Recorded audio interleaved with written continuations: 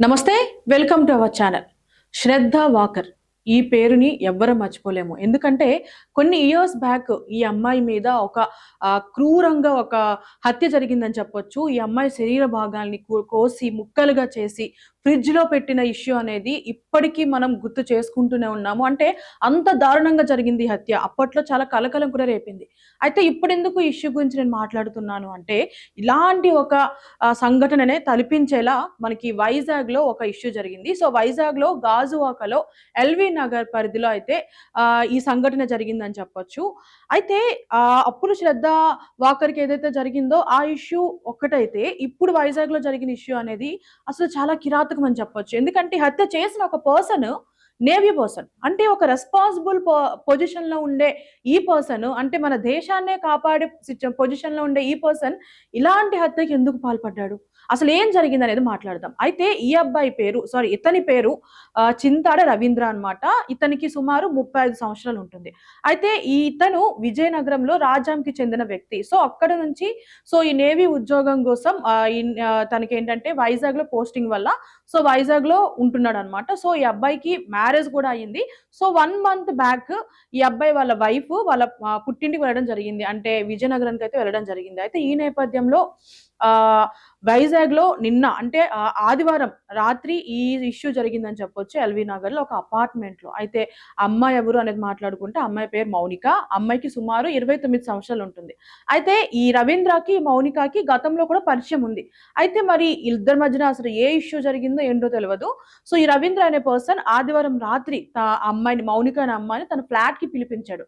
పిలిపించిన తర్వాత ఇద్దరి మధ్యన ఏం డిస్టర్బెన్స్ జరిగింది, అసలు ఏమయ్యిందో అనేది మనకి ఇంకా కన్ఫర్మ్‌గా లేదు. అయితే అమ్మాయిని అతి కిరాతకంగా బాడీ పార్ట్స్ ని సెపరేట్ చేసేసి ఒక 2 సంచుల్లో అయితే ప్యాక్ చేసి అమ్మాయి శరీరాన్ని డీప్ ఫ్రిడ్జ్ లో పెట్టడం జరిగింది.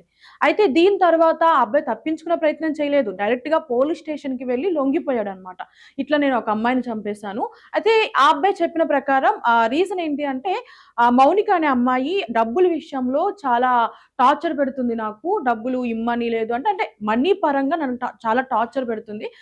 ఆ టార్చర్ నేను తట్టుకోలేక, ఆ ప్రెషర్ నేను తట్టుకోలేక అమ్మాయిని కోసి ఫ్రిడ్జ్ లో పెట్టేశాను అంటూ చెప్పాడనమాట. అయితే ఆ తర్వాత కూడా పోలీసులు ఆ అబ్బాయిని తీసుకువెళ్ళి ఎక్కడైతే ఇష్యూ జరిగిందో ఆ ఇష్యూ అయితే ఆ ఫ్లాట్ కి తీసుకువెళ్ళి మొత్తం చూసారనమాట. చూస్తే ఆ డీప్ ఫ్రిడ్జ్ లో 2 సంచీలు ఉన్నాయి. ఆ సంచీలు తీసి చూడగా అందులో అమ్మాయి తలభాగం లేదు. అంటే ఆ తలభాగం ఏం చేశారో తెలియదు ఇంకా. ఆ బాడీ పార్ట్స్ ఏవైతే చూసాయో అవన్నీ పోస్ట్ మార్టంకి పంపించడం జరిగింది.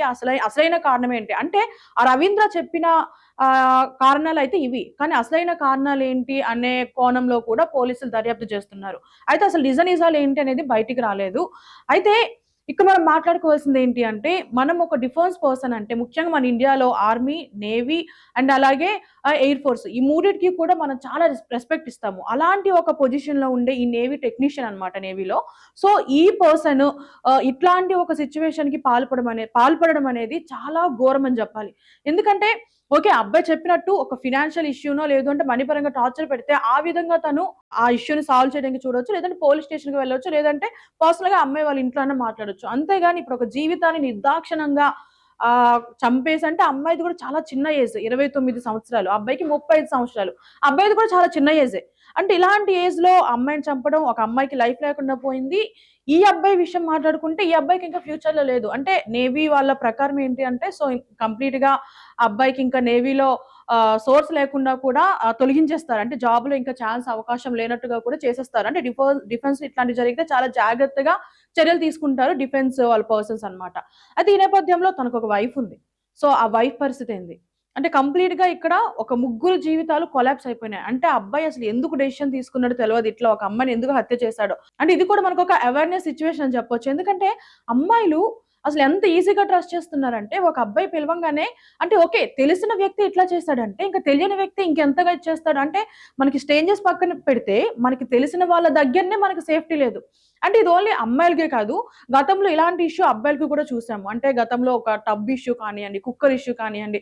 ఇట్లాంటివి మనం చాలానే చూసాము. అంటే ఇది సొసైటీలో ఇవన్నీ కామన్ అయిపోతున్నాయా? లేదు అంటే పోనీలే లైట్ తీసుకుంటున్నారు కదా! పోలీసులు కూడా చట్టం పట్టించుకోవట్లేదని అంటే ఈ విధంగా అనుకుంటున్నారో తెలవదు గానీ ప్రెజెంట్ చాలా ఘోరంగా తయారైంది. ఇలాంటి ఒక ఇష్యూస్ ఏంటి అంటే టేక్ ఇట్ ఈజీ అన్నమాట. చంపడం, స్టేషన్‌కి వెళ్లి లొంగిపోవడం, తర్వాత ఏదో శిక్ష పడుతుంది కదా బయటకొచ్చేయడం. ఇవన్నీ కామన్ అయిపోయినాయి. దీనివల్ల ఏంటంటే ప్రజలు కూడా ఓకే, నేను చంపేసినంత మాత్రాన మహా అయితే కొన్ని సంవత్సరాలు నాకు ఇలాంటి శిక్ష పడుతుంది. తర్వాత నాకు నార్మల్ అయిపోయింది కదా అన్న మైండ్ సెట్‌కొచ్చేసారు. అంటే ఈ ఇష్యూ చూడండి. ఒక అమ్మాయిని శరీర భాగాలంటే అబ్బాయి మెంటాలిటీ ఎంత క్రిమినల్‌గా ఎళ్ళిపోయిందంటే ఎంత సాడిస్ట్ మెంటాలిటీలో ఉన్నాడు ఆ అబ్బాయి. సో, అసలు ఏంటి నిజాలు ఈ ఇష్యూలో అసలు ఏం జరిగిందనేది కూడా మనకి ఇంకా తెలియాల్సి ఉంది. సో, ప్రస్తుతం మనం మాట్లాడుకుంటుంది కూడా ఆ అబ్బాయి చెప్పే ఇన్ఫర్మేషన్ తప్ప ఇందులో నిజం ఎంత ఉన్నదో మనకు తెలవదు. సో, ఇంకా పోలీసులు దర్యాప్తు చేసి వివరాలనేది బయట పెడితే అసలు ఆ అమ్మాయికి న్యాయం జరుగుతుందా? అంటే ఇంకా అమ్మాయికి న్యాయం ఏం జరగదు. ఎందుకంటే అమ్మాయి చనిపోయింది కాబట్టి అట్‌లీస్ట్ అమ్మాయి ఫ్యామిలీస్ కన్నా తెలుస్తుంది. ఓకే, ఇది జరిగింది కదా అనేసి. ఇలా ఇంకా రాబోయే రోజుల్లో కూడా ఇట్లాంటి ఇష్యూస్ జరగకుండా ఉండేలా ప్రభుత్వం తగిన చర్యలు తీసుకోవాలని మనస్ఫూర్తిగా కోరుకుంటున్నా. మరిన్ని అప్‌డేట్స్ కోసం అంటే ఇష్యూలో అసలు ఇంకేం జరిగాయి, ఇంకా కీలక ఆధారాలేంటి తెలియాలి అంటే ఇంకొన్ని రోజులు వేచి చూడాల్సిందే. అప్పటి వరకు మన ఛానెల్‌ని సబ్స్క్రైబ్ చేసుకోండి. Thank you.